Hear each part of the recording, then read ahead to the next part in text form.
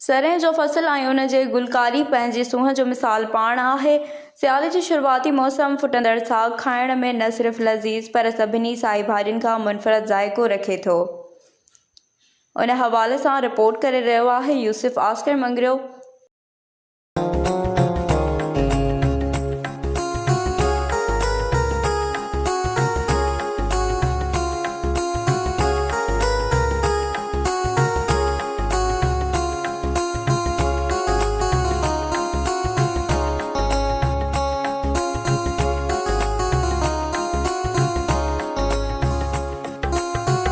सिंध जे ज़मीननि तोड़े इलाइक़नि में केतिरा ई फ़सुल ऐं सब्ज़ियूं पोखियूं वेंदियूं आहिनि, जिन में सरह या तूरीअ जी पुण घणी अहमियत हासिलु आहे ऐं वाफ़र मिक़दार में पोखियो वेंदो आहे। सरह जो फ़सुलु वारियासी ज़मीन में घटि पैदावार ॾींदो आहे। हिन में इहा ई ख़ासियत आहे त पाणी जी खोट दौरान हिन खे हिकु या ॿ पाणी ॾिबा तॾहिं बि तयारु थी वेंदो आहे ऐं चीकी ऐं पकी ज़मीन में पैदावार वधाईंदो आहे। जीअं त ही फ़सुलु 3 महीननि में पची रास थिए थो, उन टाइम ते ॿियो को बि फ़सुलु न लहण करे आबादगार तोड़े हारी उन जो ॿिज विकिणे पंहिंजूं ज़रूरतूं पूरियूं कंदा आहिनि, जंहिं सां उन्हनि जा कुझु क़दुरु अहंज घटिजी पवंदा आहिनि। सरह जे पननि खे सिंधी में साग ऐं उर्दू में साग सॾियो वेंदो आहे, पर सिंध जा हिंदू माण्हू हर भाॼी खे साग पुण चवनि। साग खे सिंध में सक़ाफ़ती तौर बि अहमियत हासिलु आहे।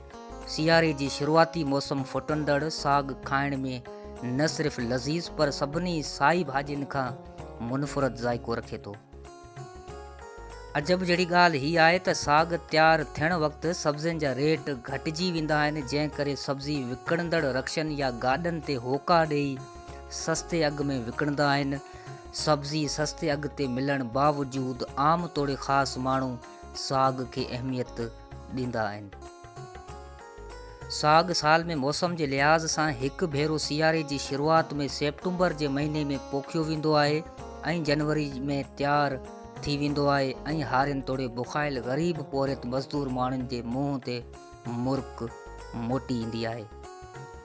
पर हिकु ॻाल्हि ॿुधाईंदो हलां त साग फुटण खां पोइ इहो जीअं ई वॾो थी वेंदो आहे, इहो पंहिंजो ज़ाइक़ो बदिलाईंदो रहे थो। साग जे ॾांडियुनि में खटाण हुअण करे उन मां आचार पुण ठाहियो वेंदो आहे।